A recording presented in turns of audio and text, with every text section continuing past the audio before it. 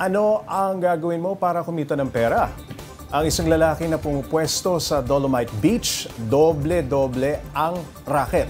Maliban sa pagbebenta ng mga abubot, nagmamagic pa siya. Para bigyan ng mukha ang balita, Mobile Journal Ivan Tarinque.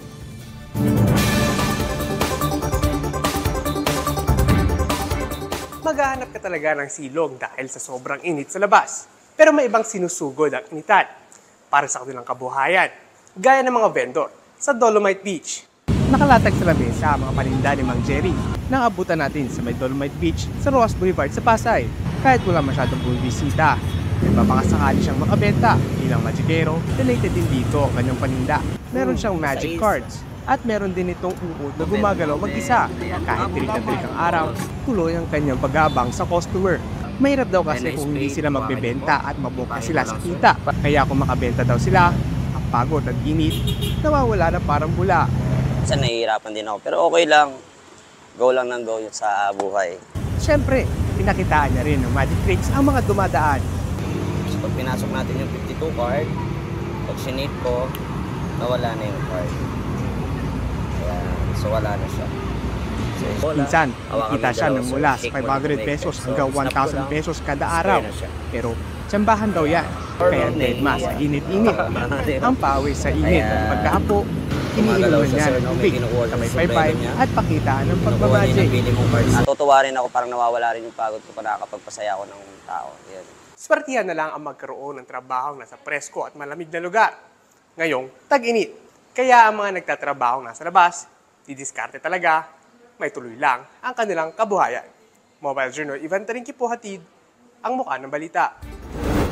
Alamin pa natin ang kwento ng magician sa Dolomite Beach kasama si Mobile Journal Ivan Tarinque.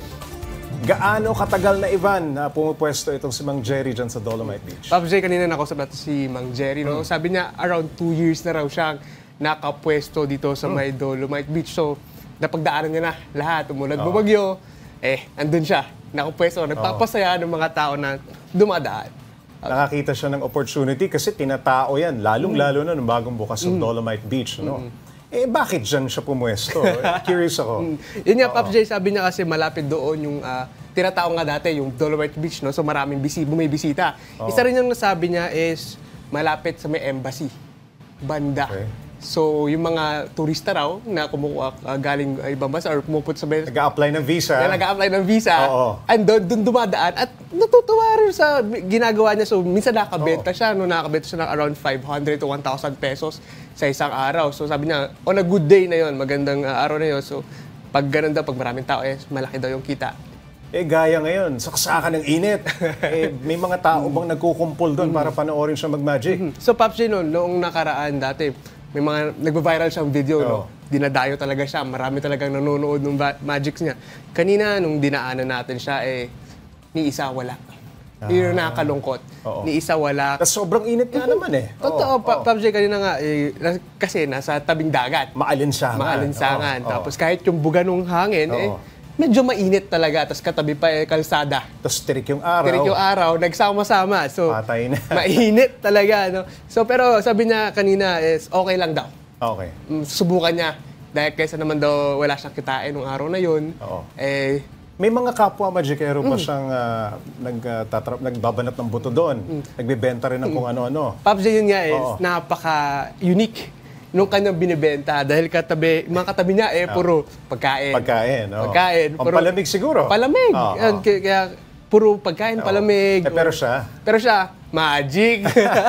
Pampalamig ng ulo. Pampalamig, pampa-amaze. Kanina nga nung minamagican niya ako, parang ang galing naman. Nakakaaliw. So yung parang yung init, hindi mo mapapansin talaga. Malilibang ka doon sa magic na, tapos pag nag-magic siya, patawa pa siya ng patawa. So katulad nung kanina, pinakita niya parang yung bola, ginawa niyang sponge. So sabi niya, pwede itong panlinis ng baso. So parang nawawala talaga yung init doon pag siya yung kausap mo doon. Yung mga nagbabanat ng buto dyan sa may Dolomite Beach, sila ba kinakailangan kumuha ng permit? May mga permit ba sila? From the LGU? Pops J, yan hindi natin natanong kanina. Pero usually kasi, katulad ni Kuya kanina, puro nakalatag lang siya. Madaling bitbitin. Madaling bitbitin. pag madaling alisin, madaling iuwi. So yun yung napansin ko doon. So minsan yung mga pagkain on wheels, no? Pero so far naman, kanina, wala naman ako nakitang any permit. Kaya ang mahalaga, Ivan, hindi sila pinagbabawalang magnegosyo doon o pumesto, di ba? Oo. Yan, kasi parang ito na yung hanap buhay nila. Oo. No? Lalo na sa ganitong panahon and mainit, then mga tao naghahanap ng pangtawid ng init or pampalibang or pampacool sa mainit na panahon. Alright, maraming salamat. Mobile Journal Ivan Taringe.